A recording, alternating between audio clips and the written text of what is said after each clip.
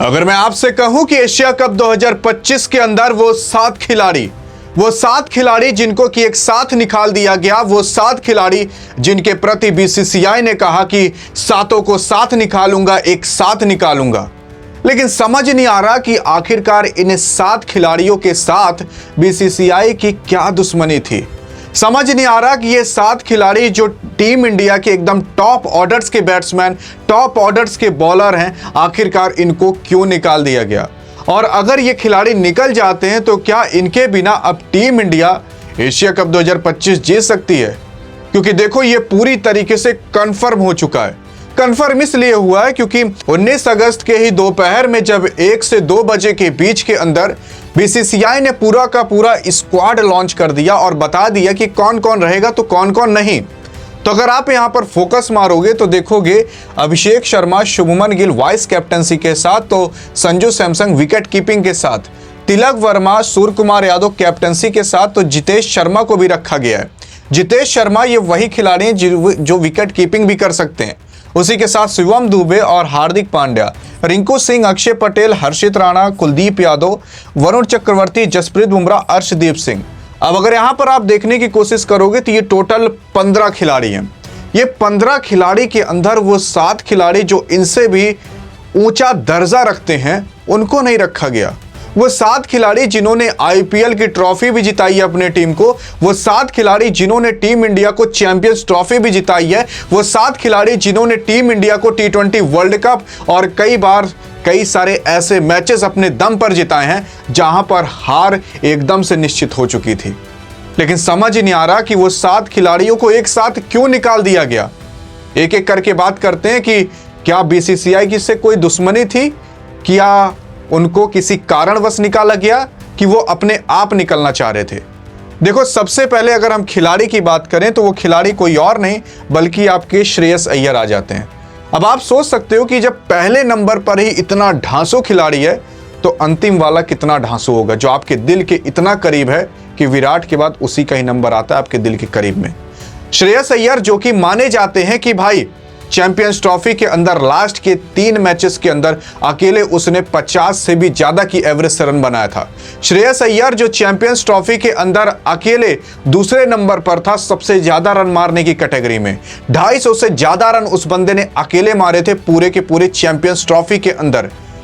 तो आप खुद अब दिमाग लगा सकते हो कि अगर इस लेवल का प्लेयर जो चैंपियंस ट्रॉफी अकेले अपने दम पर जिताने का दम रखता हो, अगर उसको निकाल दिया जाए तो T20 में एशिया कप के अंदर क्या होगा टीम इंडिया का।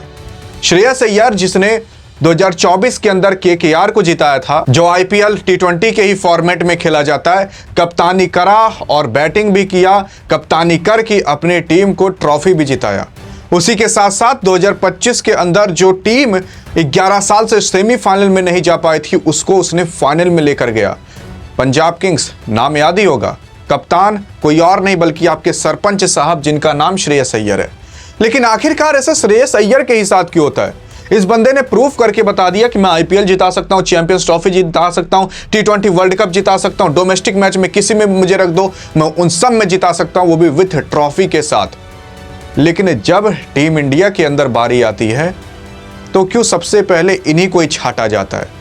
आखिर कितना ये प्रूफ करके खुद को बताए और कितनी बार बताए खुद को कि भाई यार मैं भी काबिल हूं, लेकिन बीसीसीआई है सुनती नहीं है।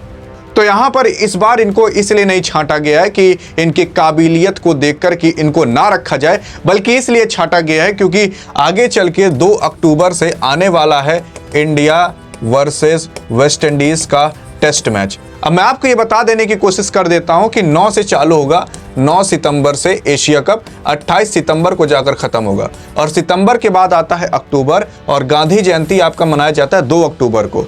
गांधी जयंती के ही दिन इंडिया बनाम वेस्ट इंडीज का टेस्ट का मैचेस चालू होंगे, तो उसके लिए कुछ खिलाड़ियों को बचा कर रखा गया है ताकि सभी खिलाड़ी या इंजर्ड या थक न जाएं।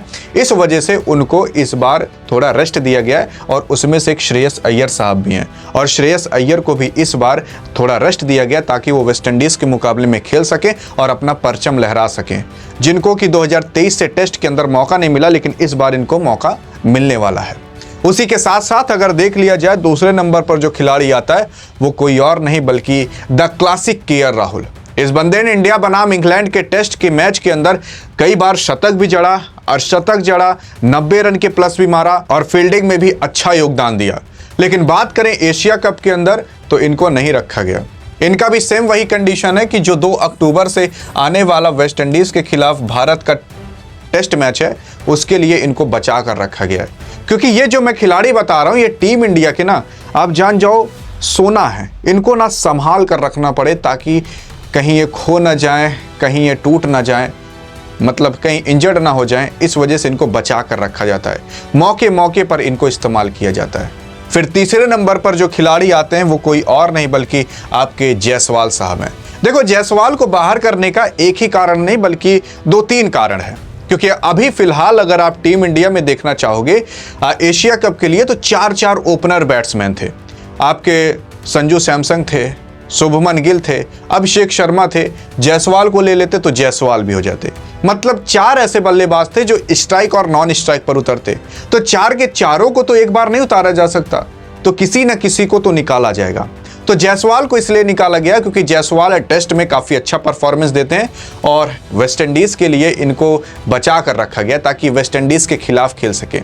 और उनकी जगह संजू सैमसन को लाया गया जो कि T20 के ही प्लेयर हैं। अब T20 के प्लेयर को T20 में नहीं खिलाओगे तो कहाँ ही खिलाओगे, और इस वजह से संजू सैमसन को रखा गया, बल्कि जायसवाल को बाहर रखा गया ताकि वो वेस्ट इंडीज़ के खिलाफ जो टेस्ट मैच का सीरीज चालू होने वाला जो इंडिया में ही खेला जाएगा, 2 टेस्ट मैच की सीरीज रहेगी। एक नरेंद्र मोदी स्टेडियम में होगा अहमदाबाद में, और दूसरा अरुण जेटली स्टेडियम होगा दिल्ली के अंदर। वहां पर आपको ये खेलते हुए दिखेंगे।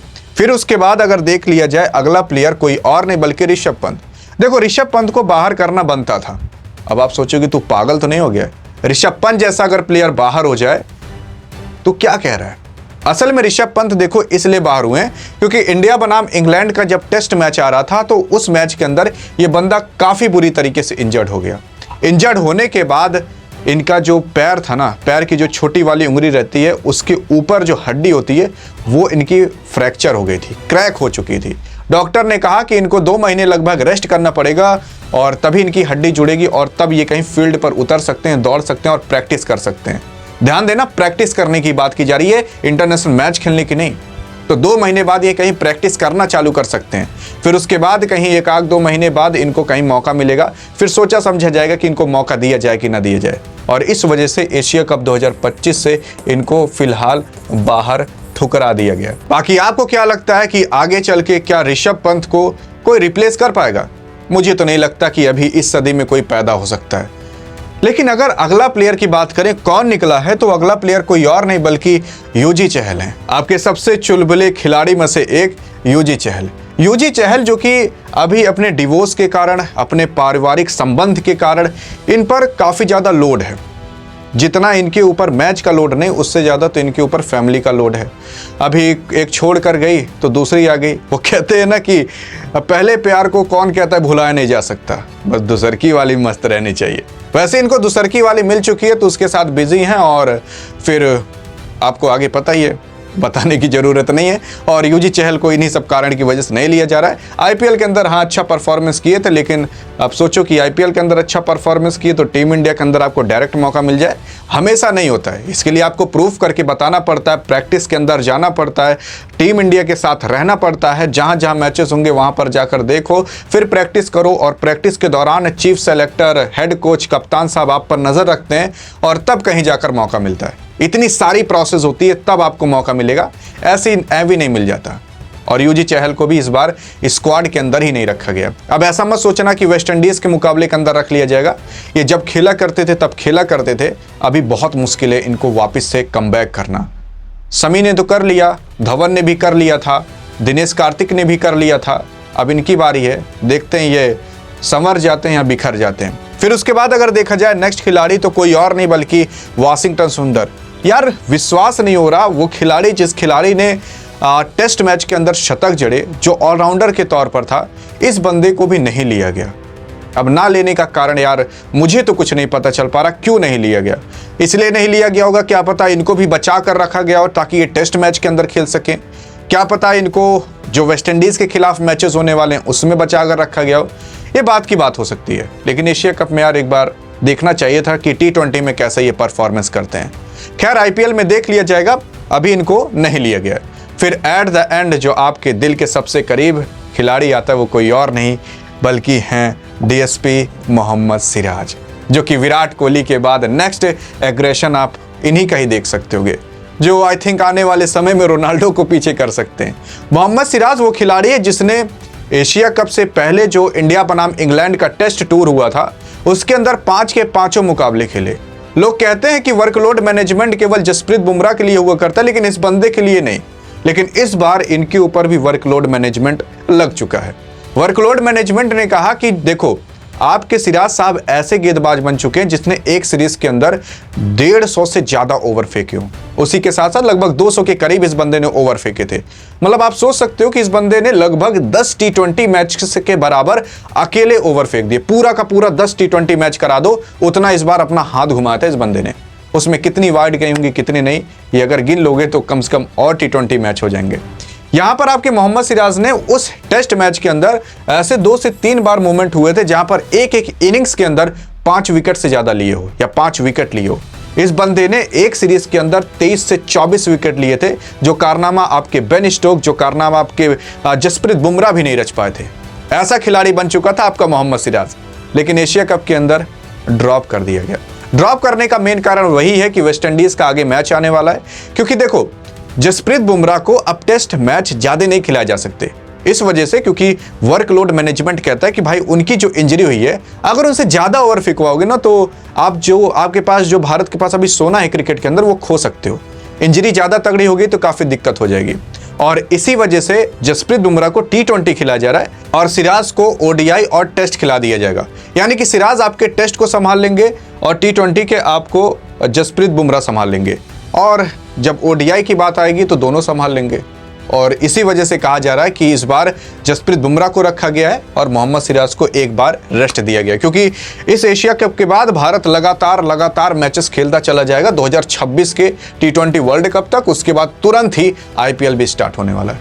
लेकिन अगर आपको जानना है कि भाई इस एशिया कप के बाद से आखिरकार कितने मैचेस हैं, अगर वो जानना है आपको तो बगल में क्लिक करके देख सकते हो। पूरा साल का मैच कब कहां और कैसे होगा वो मैंने आपको खुले किताब की तरह बता दिया है। मिलेंगे इस वीडियो में, तब तक के लिए जय हिंद और जय भारत।